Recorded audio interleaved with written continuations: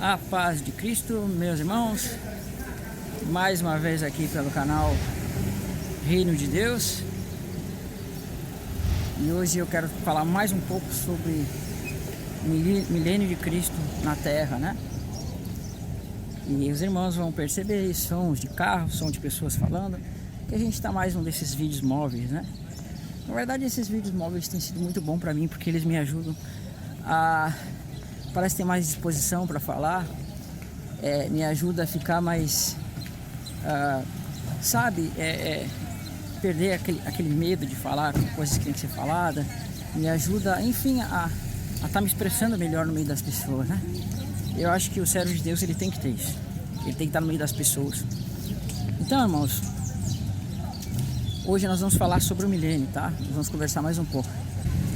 Porque eu vejo que tem algumas pessoas que elas são um pouco céticas em relação ao milênio, né? Algumas dizem, não, porque o milênio está acontecendo agora, Satanás está preso e uma série de coisas, sabe?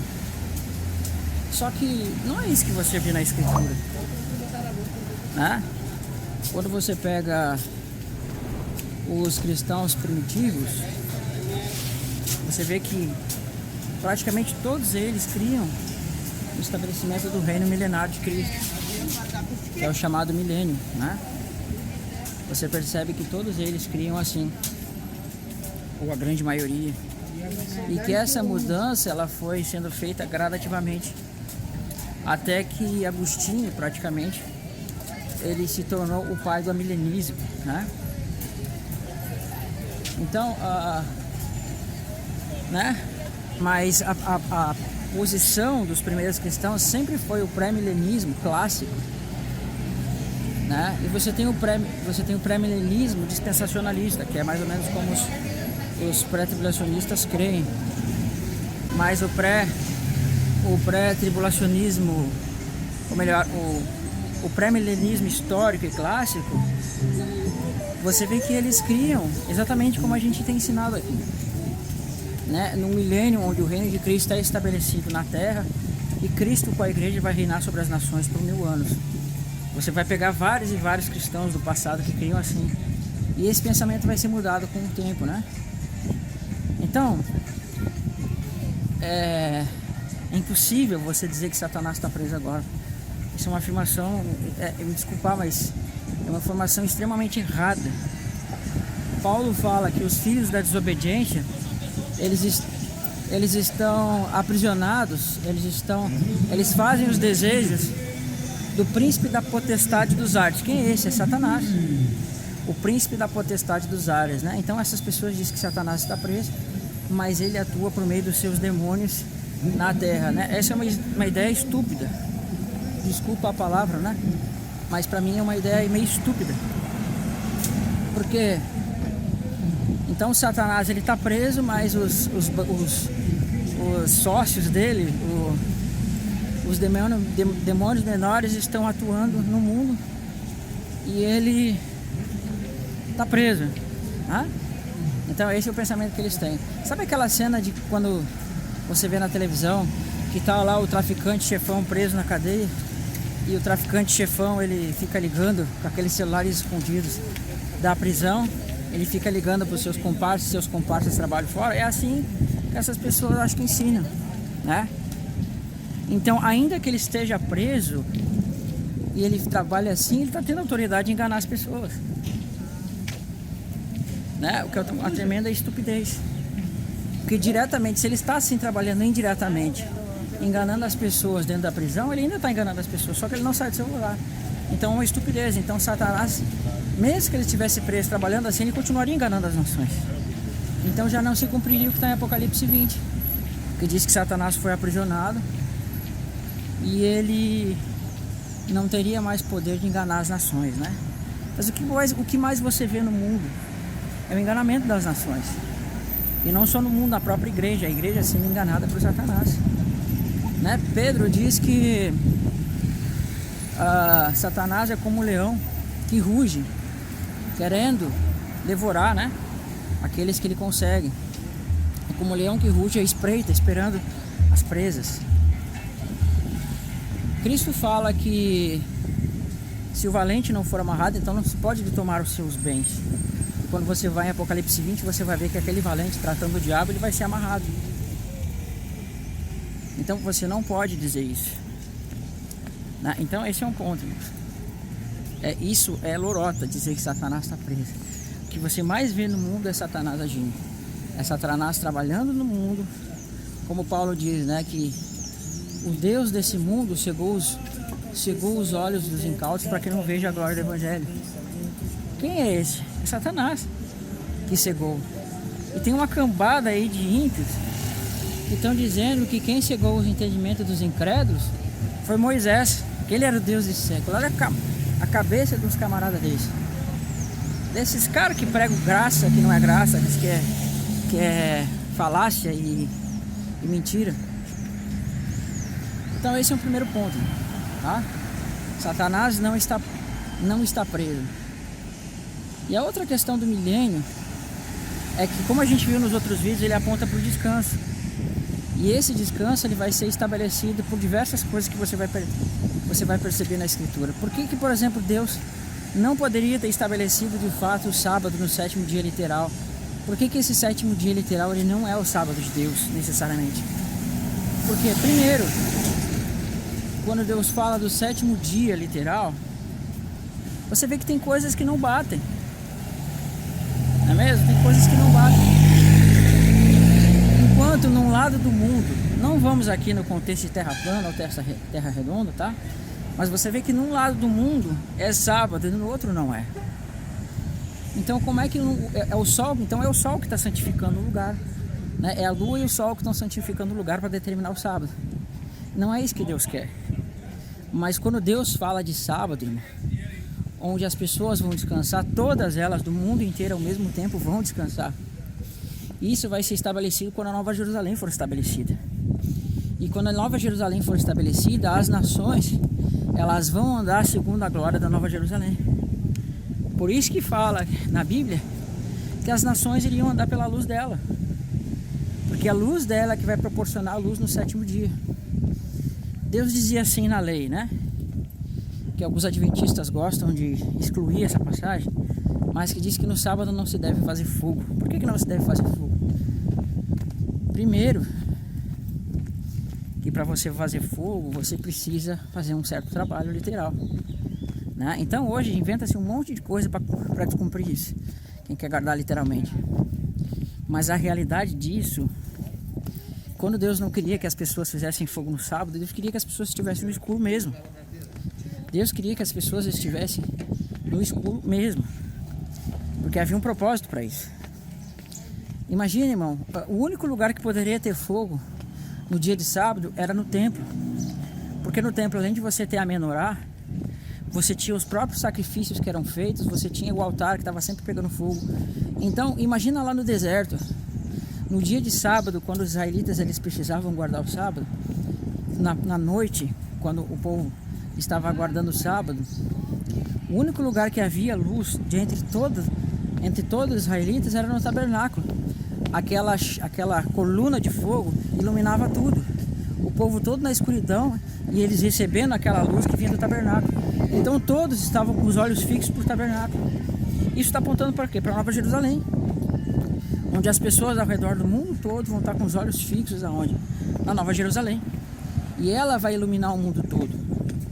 Esse era um dos motivos porque Deus não permitia que se acendesse fogo no sábado, porque eles queriam que as pessoas estivessem com seus olhos fixos nesse detalhe, tá? Isso foi esquecido. Então imagina assim, irmão, na noite de sábado, quando era noite e todas as pessoas estavam com seus olhos fixos naquele tabernáculo, imagina a cena que você estava vendo.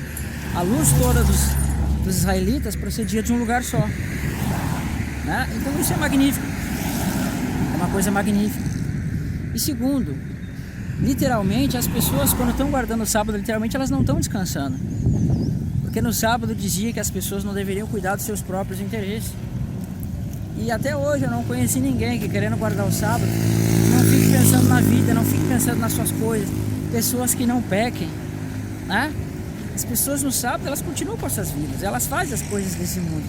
Por mais que elas digam que guarda o sábado, diz que guarda o sábado, mas está lá usando o Facebook, está lá guardando o sábado, utilizando o YouTube e dizendo: não, mas nós estamos fazendo a vontade de Deus aqui, né? Fazendo a vontade de Deus utilizando o trabalho dos outros. Então isso não é guardar sábado para mim. Então um dos propósitos do sábado é acabar com essa questão toda do mundo. Ou você acha que no milênio vai ter indústrias, vai ter tecnologia, vai ter tudo isso? Não vai. Deus, ele vai acabar com todas essas obras dos homens. E nesses dias as pessoas vão se dedicar integralmente ao Senhor. Então não vai haver mais Facebook, não vai haver mais YouTube, não vai haver mais WhatsApp. E as pessoas insistem em usar isso no sábado, dizendo que estão guardando o sábado, né? Não é, irmãos. Porque tem um monte de gente, de indústrias.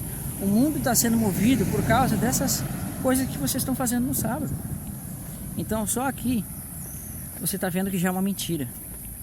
Você está vendo que já é um erro isso, né? Então esse não é o sábado bíblico. Então você tem que ter em mente que Deus está mostrando isso para nós. Então, se essas coisas estão acontecendo, é porque esse mundo está sendo levantado. E o príncipe desse mundo é quem? É Satanás. E assim como o faraó tinha o seu reino e os israelitas, eles precisavam edificar esse mundo, irmãos, edificar as pirâmides, edificar a cidade de Faraó. Assim também nós, nesse mundo, nós estamos edificando as terras desse mundo. Nós estamos edificando esse mundo terreno.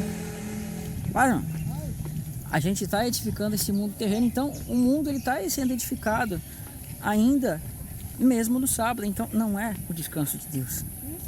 Não é isso. Só que quando você vê lá em Apocalipse 20, que diz que Satanás foi aprisionado, e você vê que as obras desse mundo vão ser desfeitas, aí sim o sábado vai ser guardado. Por quê? Porque as coisas que são desse mundo vão ser desfeitas. As coisas que são feitas para trabalho desse mundo, sendo que Satanás não vai estar mais aqui, ele vai estar preso, aí sim Deus vai descansar. Porque Deus não precisa descansar. Mas quando você vê que diz que Deus descansou o sétimo dia, ali estava falando do filho com a sua esposa descansando. Porque Deus não precisa de descanso, Cristo não precisa de descanso. Mas ele quis demonstrar esse descanso, porque as obras do mundo vão ser desfeitas e aquela servidão e aquela escravidão do homem vai ser desfeita. Então esse é um ponto. Então quando você vai ver o sábado, Deus diz assim: lembra-te do dia de sábado para não profanar, etc, etc. Ele fala assim, né, que não deve trabalhar tu, nem teu filho, nem tua filha, nem teu servo, nem tua serva, nem teu boi, nem teu estrangeiro das tuas portas para dentro. Lembra disso? E quando ele fala isso, perceba que ele não fala a tua esposa. Por que ele não usa o termo não trabalharás tu, nem a tua esposa, nem etc, nem etc. Mas ele fala o teu filho, a tua filha. E a esposa ele não coloca nem Deuteronômio 5 e nem em Êxodo 20, perdão. Porque quando ele fala não trabalharás tu, automaticamente ele está falando com o marido da casa. E quando ele fala com o marido, ele tem em mente a esposa, porque fala de filhos. Então ali ele está mostrando Cristo, que é um com a sua esposa descansando no sétimo dia. Percebe essa relação? Então isso vai acontecer ali. Cristo estava demonstrando, Deus estava demonstrando um vislumbre, irmãos, do sétimo dia sendo guardado por Cristo e a igreja. E as nações submetidas a Deus, né? Por que é enfatizado que no sábado o escravo não deveria trabalhar? O escravo ele não deveria trabalhar para fazer as coisas desse mundo, mas ele deveria se dedicar a Deus nesse dia. Então veja, nenhum lugar estava proibido o de se dedicar a Deus, às coisas de Deus. Então as pessoas elas se tornavam livres, mas os sacerdotes no templo eles trabalhavam. Eles faziam as suas ofertas diárias e trabalhavam até mais. Porque Deus está mostrando que o trabalho a Deus ele é permitido. Então ele não é considerado trabalho desse mundo, mas sim trabalho de Deus. Então, ainda que Cristo vai dominar sobre as nações e as nações vão ficar sujeitas a ele, é como se essas nações agora estivessem o quê? Estendo trabalhando para Deus, né? É como se essas nações estivessem trabalhando para Deus. Então, você deixa de ser servo do diabo, mas você passa a ser servo de Deus. E a servidão para Deus é o quê? É servir a Deus, é cultuar a Deus. É você se tornar literalmente servo de Deus. Então, no milênio não vai mais haver trabalho para esse mundo, edificar esse mundo, mas vai ser trabalho para Deus, onde o sacerdócio de Deus e as nações vão estar o quê? Né? Sendo servos de Deus. Vai ser um mundo de justiça que vai estar sendo estabelecido na terra. Só que existe um ponto na Bíblia que diz assim: ainda que na terra da retidão, existe um ponto que diz assim: o ímpio, mesmo na terra da retidão, não tem juízo. Então você vê que nesse ponto, eu não me lembro exatamente o texto, mas é mais ou menos assim. Deus já estava mostrando que na terra da retidão, o ímpio, aquelas pessoas que são ímpias, elas não teriam juízo. E elas vão se levantar depois, nos últimos dias, né? Nos últimos dias do milênio. E a gente vai falar mais sobre isso no próximo vídeo, tá bom? Vou finalizar aqui, irmãos, mas espero que esse vídeo acrescente coisas aí para os irmãos, tá bom? Deus abençoe e fiquem na paz de Cristo. Aproveitando que você viu esse vídeo, entra no nosso site www.canalreinodedeus.com e se inscreve lá para você ter as últimas informações sobre muitos assuntos.